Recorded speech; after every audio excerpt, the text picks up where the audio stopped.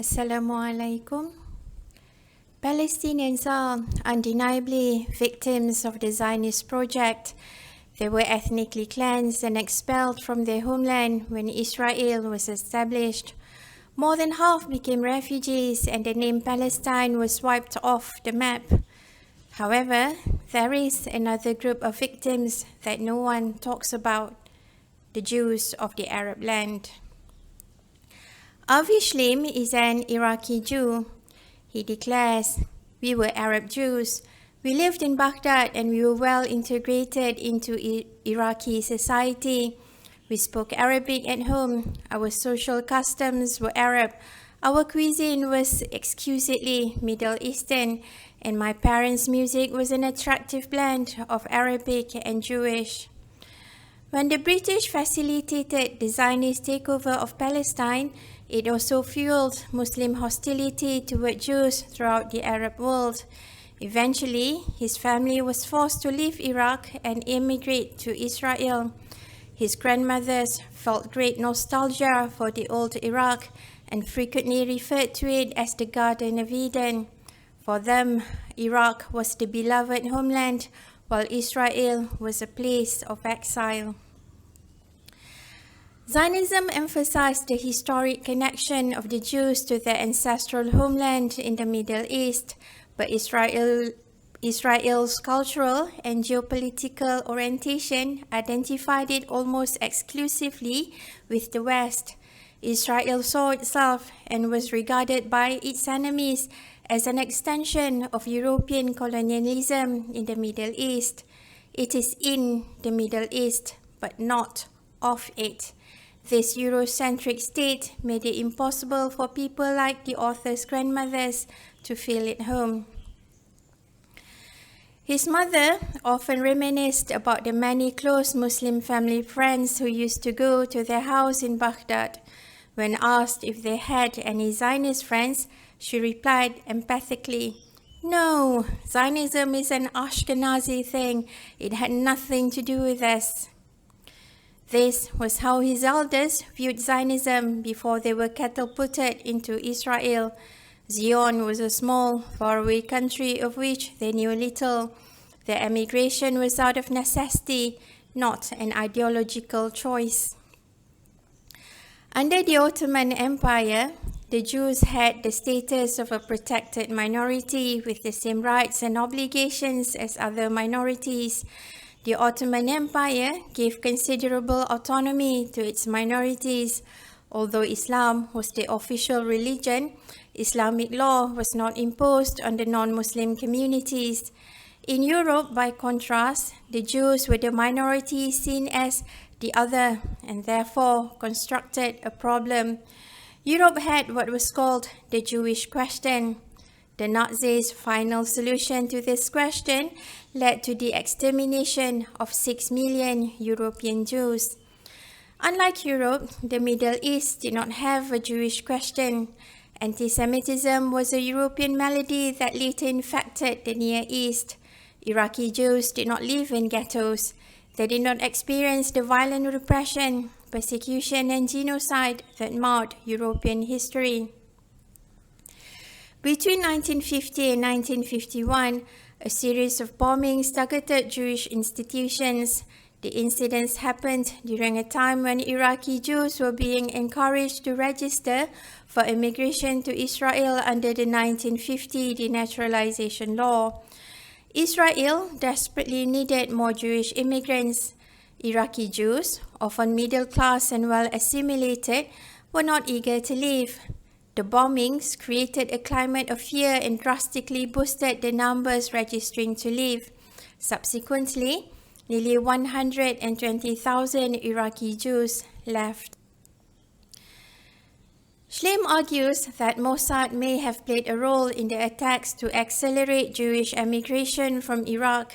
He obtains testimonies from members of the Zionist underground who claimed that Israeli agents planted the bombs.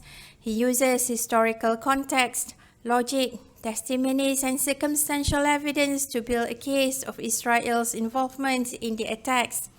He concluded that the case against Mossad cannot be dismissed and that Israel likely had a role in the provocations to prompt mass emigration.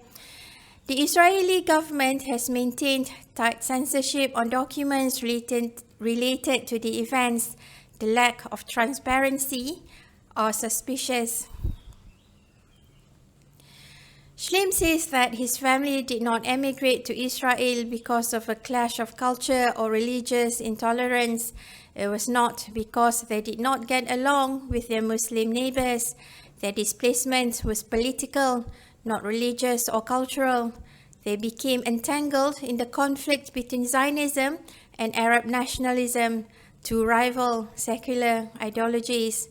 The twin currents of Arab nationalism and Zionism made it impossible for Jews and Muslims to continue to coexist peacefully in the Arab world after the birth of Israel. The top priority for Zionists was to bring as many Jews as possible from all over the world to build their state. Their goal was an independent Jewish state in Palestine with as many Jews and as few Arabs as possible in it. Until World War II, the Zionists focused on the large Jewish population centers of Europe. The Jews of the Middle East was regarded as inferior human material. When the Holocaust wiped out the principal reservoir for their project, the Zionists turned their attention to Jews in the Middle East. The term Arab Jews is fiercely disputed in Israel. One can describe oneself as a French Jew or a Russian Jew or a Romanian Jew, but anyone who describes himself as an Arab Jew immediately encounters opposition. Critics of the term Arab Jew sees it as confusing and conflating two separate identities. On the contrary, Shlaim feels that the Arab Jew hyphen unites. An Arab can also be a Jew, and a Jew can also be an Arab. Shlaim challenges the widely accepted Zionist narrative about the Jews of the Arab lands, who after the mass emigration from Iraq became collectively known as the Mizrahim. He argues that the history of the Mizrahim has been deliberately distorted by the Zionist propaganda. Pre-1950, Arab Jewish history was part and parcel of Middle Eastern history. It is impossible to make sense of this history without the regional context. Post-1950, Arab Jewish or Mizrahi history became part and parcel of Israel's history and divorced from its wider regional environment. Shlaim's parents sacrificed a lot when they decided to emigrate. The Iraqi government was concerned that the mass emigration of Iraqi Jews would adversely affect the economy. Therefore, they were not allowed to take their assets out of Iraq. The government restricted how much they were allowed to take with them, which was very little. Many well-to-do Iraqi Jews ended up impoverished in Iraq. His family faced much hardship after their arrival in Israel. They left their luxurious villa in Baghdad and had to live in a two-bedroom apartment. Transitioning and adapting to life in Israel was hard for his family, especially his father, who never mastered Hebrew, making it difficult for him to communicate and integrate in the Israeli society. There was institutional boundaries. The deeply Ashkenazi-dominated political and cultural elite viewed the Mizrahim as primitive, backward, or had to be civilized. There was limited economic opportunities for the Mizrahim, and they were provided with poor housing. They faced cultural erasure. The Arabic language, literature, and customs were discouraged or outright shunned. There was also labor discrimination and social exclusion. Mizrahim were pushed into the socio-economic margins, while Ashkenazim dominated leadership roles. In this memoir, Shlaim not only shares personal stories, he places his family's experiences in a political and historical context, Blending historical analysis with poignant personal memory, he discusses the Zionist movement's Eurocentric bias, which idealized European Jews and often treated Mizrahim as demographic filler rather than equals. The education system tried to Israelize Mizrahi children by stripping them of their language and heritage. Mizrahi Jews were often used politically, for example, as a demographic buffer against Palestinian claims and as a cheap labor force. The internal racism within Israeli society is contrary to the founding myth of Jewish solidarity and unity. The Mizrahim were not treated as equal, but as a problem to be solved. Shlaim is very clear and critical about the discrimination Arab Jews faced in Israel. I find it tragic how Israel has wiped out the identity and culture of the Arab Jews. Israel needs an enemy to justify its aggression towards Palestinians in particular and Arabs in general. Arabs are the bad people, the terrorists who want to kill all Jews. Denying the past peaceful coexistence between Arabs is imperative to the propaganda that consistently pushed the narrative of Jews in a constant state of annihilation, hence the denial of the Arab Jew identity. At the end of Shlaim's memoir, he says that the old world of Iraq that his grandmothers compared to paradise cannot be rebuilt.